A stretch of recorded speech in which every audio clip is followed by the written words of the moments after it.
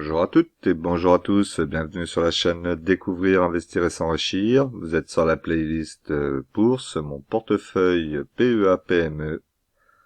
Donc nous allons dérouler un petit peu ce portefeuille que je regarde que très très peu, donc forcément.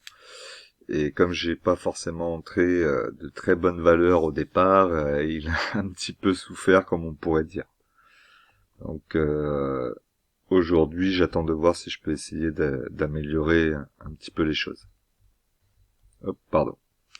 Comme d'habitude, je vous rappelle qu'un investissement en bourse peut provoquer une perte partielle ou totale de votre capital. Vous ne devez en aucun cas copier ou reproduire mes prises de position. Je ne suis pas un conseiller financier, mais un particulier qui investit en bourse à titre personnel. Alors, au niveau des valeurs, on va faire donc de la plus grosse valorisation à la plus petite. Donc, la plus grosse valeur étant Bastide, le confort. Actuellement, on a un PER à 9,94 fois les bénéfices, ce qui est pas si élevé que ça, encore que. On a un rendement sur dividende à 1,71. Attention à ce qu'il ne soit pas coupé, parce que là, en ce moment, elle se porte plutôt très très mal, l'action. Et d'ailleurs, vous pouvez le voir, hein, ici, on est à 22. Et on a même une mèche qui a traversé la moyenne mobile 200 périodes, donc on revient sur des niveaux assez bas. On reste quand même, le corps lui reste quand même au niveau de la moyenne mobile, hein, qu'on voit au-dessus des 26. Donc à surveiller, mais si ça casse la moyenne mobile, si ça casse pardon la moyenne mobile, oui, 200 périodes, bon là il faudra quand même peut-être s'inquiéter parce que ça fait un petit moment que le dossier n'était pas allé aussi bas. On a moyenne mobile 20 périodes à 32 et moyenne mobile 50 périodes à 38. En plus, la tendance est à la baisse. Ensuite, on a AB Arbitrage. Donc, AB Arbitrage a un PER de 17,3 pour 2013, donc 17,3 fois les bénéfices. En 2024, il sera à 12,7 fois les bénéfices. On a un rendement plutôt intéressant, hein, d'ailleurs c'est pour ça que je rentre dessus, à 5,55, 6,46 annoncé pour 2024. C'est une société qui fait de la bourse, pas de la bourse, mais en tout cas qui est dans la finance, qui propose, c'est de la bourse, mais je crois qu'eux ils proposent des investissements. Donc leur intérêt, et là où ils gagnent de l'argent, c'est surtout avec les frais. Donc ils ont besoin que les marchés soient plutôt, que ça bouge, plutôt volatile, plutôt que d'avoir des marchés un peu linéaires comme on a en ce moment et très hauts. Donc je pense que c'est une opportunité de rentrer à des prix qui sont corrects. Enfin, pas extraordinaires, mais corrects, avec un très bon rendement. Et puis si ça continue à descendre, on ira en rechercher un petit peu plus loin. On voit qu'actuellement la moyenne mobile 20 périodes est à 6,25 €, mais qu'elle commence à chuter et se rapprocher dangereusement de la moyenne mobile 50 périodes à 6,03. Donc attention à ça, on va peut-être avoir encore une petite descente et on pourrait pourquoi pas aller chercher un support qui est tracé là, vous voyez, aux alentours qui nous amène à 6 € là, ici.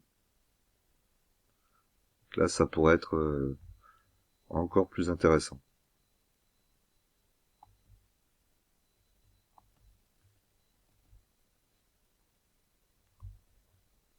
Ensuite, on a CBO Territoria. Donc CBO Territoria est un PER à 6,90 fois les bénéfices. Le rendement pour 2023 est de 7,39%, ce qui est plutôt pas mal du tout.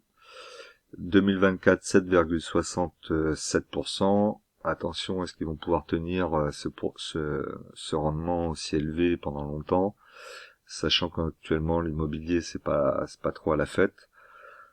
On verra. En tout cas, elle a cet avantage indéniable d'avoir pratiquement le monopole sur l'île de la Réunion au niveau de l'immobilier locatif et et sans doute aussi doivent avoir d'assez bonnes relations pour pouvoir avoir des terrains, surtout sans doute privilégiés par rapport à d'autres boîtes ou particuliers qui veulent acheter sur l'île.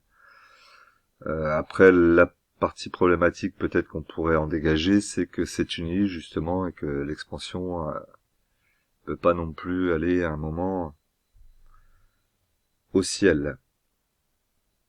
Pour le graphique, vous voyez qu'elle est dans un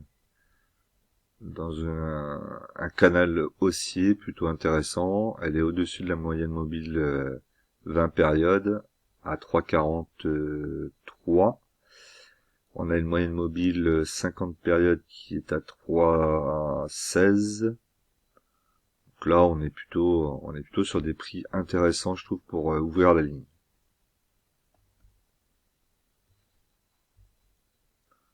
Ensuite, on a Fermentag. Donc là, c'est pas trop du tout la même situation, hein, puisqu'on peut le voir.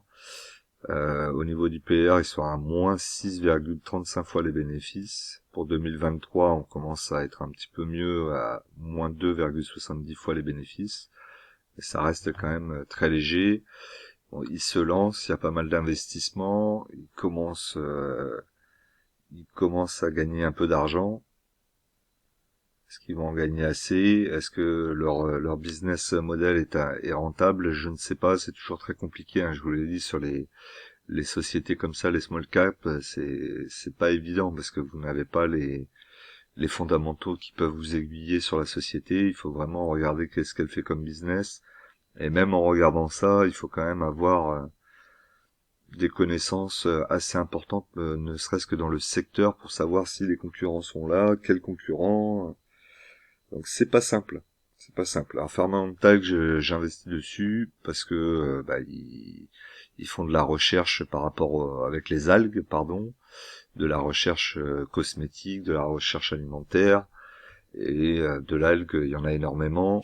Logiquement, il ne devrait pas y avoir de pénurie d'algues dans les prochaines décennies, et ça pourrait, pourquoi pas, être un moyen de substitution pour la nourriture aussi humaine.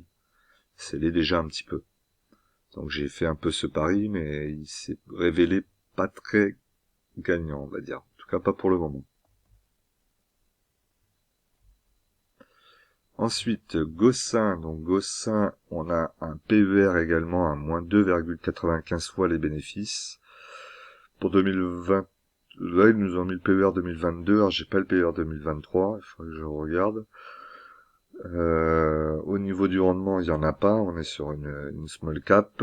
Là, elle commence aussi à être intéressante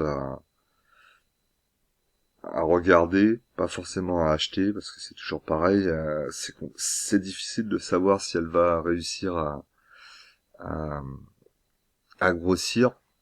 En tout cas, elle est dans un secteur qui est plutôt porteur, je pense. Hein, tout ce qui est manutention, engin de manutention électrique, hydrogène même. Donc pourquoi pas. C'est le temps qui nous le dira, mais bon, voilà, entre Fermentag, Gossin, je pense que dans les deux, je me suis quand même pas acheté au meilleur moment, je pense. C'est sûr même. Alors, au niveau de la répartition par action, on a ABC arbitrage à 20,54%. On a devant elle CBO Territoria à 23,34%. Bastide qui est à 30,23%. 30,23%. Donc Bastide est assez grosse dans le portefeuille, sachant qu'elle est en train de baisser. J'espère que ça va pas durer trop longtemps. Après, je pense que je vais la revendre quand même parce que le dividende m'a pas l'air d'être très serein, donc on va essayer de se diriger vers des sociétés qui ont un dividende qui sera pas coupé, qui peut être coupé sur les 5 dernières années, mais pas 2 fois coupé en 5 ans. Et là, j'ai l'impression que Bastide va recouper encore cette année ou a recoupé déjà. Donc c'est pas très bon. Fermentag 14,15%, Gossin 7,23%. Répartition par secteur, on a la finance, la santé, on a la santé d'abord, la finance, immobilier et valeurs industrielles. Au niveau du portefeuille, donc vous avez un portefeuille qui a un investissement de 850 € actuellement. La valeur du portefeuille actuellement est de 418,69%, donc on n'est pas bien sur le portefeuille, hein. Le solde en espèces est de 4,59 € et la performance latente est négative de moins 350,35 €. Vous pouvez voir que là, au niveau des actions, Bastide, hein, vous voyez, 28,14 pour 25 actuellement, 25,40. Bon, on a vu sur le graphique qu'elle était quand même assez basse. Est-ce qu'elle va repartir? Si elle repart, je repasserai dans le positif évidemment. Mais c'est vrai qu'elle est assez basse. CBO Territoria, donc 30 unités à 3,51. Actuellement, elle est à 3,52. Donc là, elle vivote, hein. Il y aurait encore des possibilités, je pense, de rentrer peut-être en dessous des 3,50. Ensuite, ABC Arbitrage, 18 unités, 6,003, actuellement à 5,80, c'est pareil. Je pense que si j'avais la possibilité, j'en reprendrais. Fermentag, donc 120 unités, un PRU à 3,12, et actuellement le cours à 0,44 centimes. Donc là, par contre, ça fait mal, évidemment, au portefeuille. 267,21 € perdus rien que sur Fermentag. Ça calme un petit peu, on va dire. Sur Gossin, donc 30 unités, 3,25 € le PRU, et le cours est à 1,07 €. Donc sur Gossin, ça remonte un petit peu, mais c'est pas non plus extraordinaire, hein. D'ailleurs, la moins-value latente, elle est de moins 56,97%. Au niveau du tableau de dividendes, vous voyez qu'il n'y a pas de changement. J'ai donc eu ABC Arbitrage au mois de juillet. Le prochain sera AB Arbitrage au mois d'octobre. Et ensuite au mois de décembre. Et puis on reprendra une nouvelle année. Et on va essayer de remplir un petit peu les cases comme ça des dividendes sur l'année. Pour la partie historique de compte, vous avez tout, hein, tous les mouvements que j'ai fait. Vous voyez les ventes que je vous ai dit. J'ai vendu en négatif effectivement, mais pour récupérer de la liquidité, parce que là j'étais vraiment parti dans des stratosphères vraiment pas bonnes du tout. Donc là on va essayer de réguler un peu tout ça, on va essayer de remettre un peu les choses dans l'ordre. Après évidemment, quand vous avez perdu la moitié du portefeuille et que vous l'avez liquidé en plus, ça va être compliqué à rattraper. Donc évidemment le portefeuille est en moins-value latente de moins 50,8%, soit une perte latente de 431,31 €.